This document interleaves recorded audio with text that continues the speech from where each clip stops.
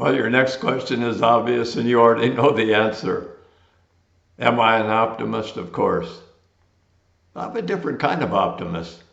I'm not a Pollyanna.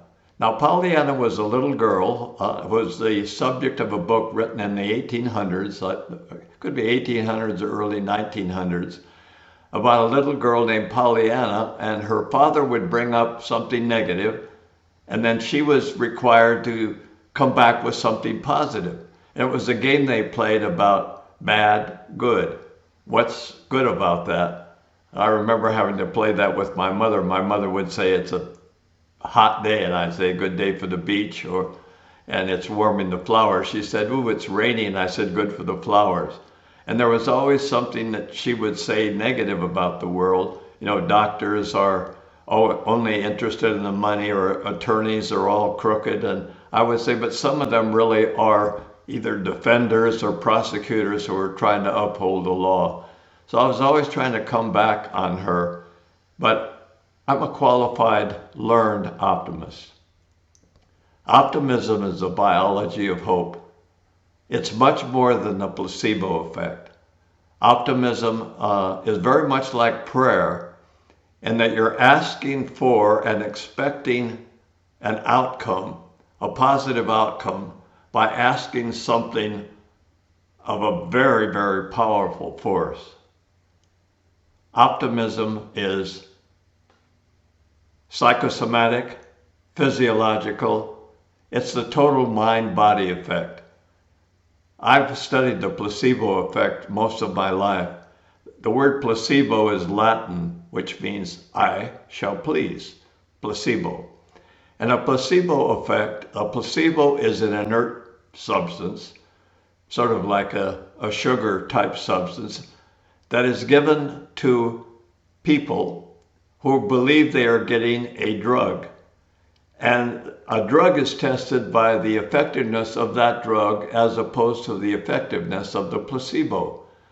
And so people who believe that the placebo is the drug have a certain optimistic outcome. In other words, the mind and body tells an optimist self-expectation is motivation. You're not motivated to do anything unless you expect the outcome to work out for you. Because why would you do something you think is going to fail? You wouldn't put much effort into it. So the idea of optimism is believing and expecting a positive outcome. It is the very definition of faith, because faith is a two-edged sword. You either believe it or you disbelieve it, but there's no such thing as a lack of faith. There's only good faith and bad faith, or optimism and pessimism, optimism and cynicism, and never the two shall meet, because optimists rule the world. They see a better future. They invent things. They're inventive. They're also people who innovate. They take something that exists and make it better. They're always trying to better rather than criticizing what they don't like or always complaining.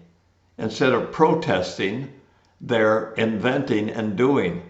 Instead of sitting in the stands, grandstanding, telling what's wrong on the field, they get on their own playing field and set an example in their own lives, no matter how little or unspecial that might be. So I am a qualified optimist. I'm a realist, though.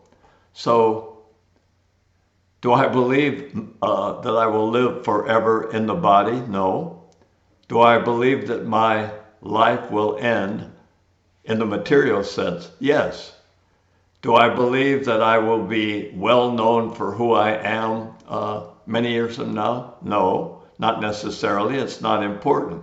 So my significance is not based on whether I will live on through history as this person. My significance comes from my own insignificance in being an oboe player in the 15th row of the maestro's orchestra.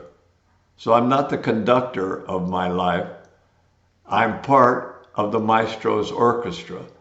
So I'm a player in the game of life who's optimistic about my expectation. And my expectation of positive things motivates me to always look for the answer. What's the solution? Well, what can I do? Well, I know what's wrong and it's not good, but what can I do to make it better? In this moment, what should I do?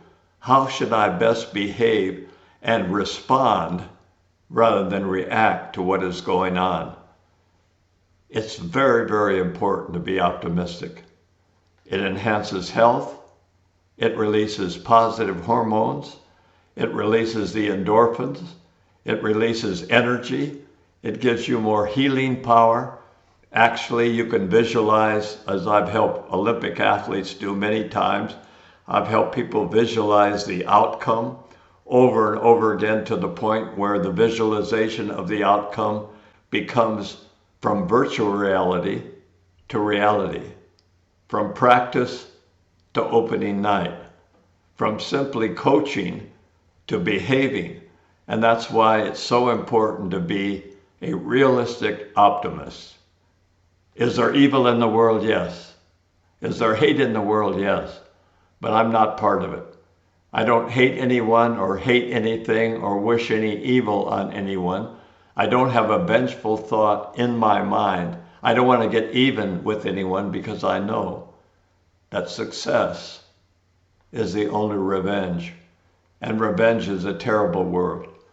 Revenge is the worst use of energy, and thinking and hoping that someone will fail or be put in jail or anything else because you don't like them or what they do or what they say, and you have a hate for them, so you wish the worst for them. You should let the higher power, you should let God take care of that. And in your own life, you should be a realistic optimist. Evil exists, bad exists, problems exist, horror exists, war exists, famine exists, poverty exists, and you need to know it. And you need to see it up front, close and personal, so you don't live in a bubble of thinking that people down there experience this, but you're above all that.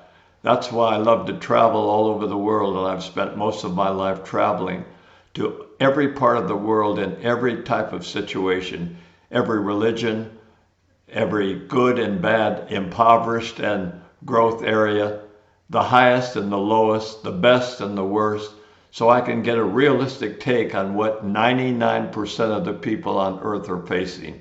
They're just trying to get a roof over their head, or a meal for the day, or food for their children, or sustenance for one more day of life. And that's the reality of it. But the optimists help them. They try to grow things, help them grow, they help them learn, to help them succeed, to make it easier for other people, and to donate their value and give their value into making that better life exist for everything living in life. That's what I mean by being a realistic optimist.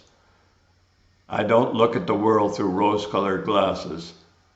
I look at the world through the glasses that the other people are looking at me through. I practice the greatest of all gifts of emotional intelligence, which is empathy. I try to walk in the other person's shoes or the Indian's moccasins before I pass judgment on the people. Before I judge, I take a good look at my own face in the mirror and ask myself what kind of role model I am for other people. And that's extremely important for me. So definitely I'm an optimist.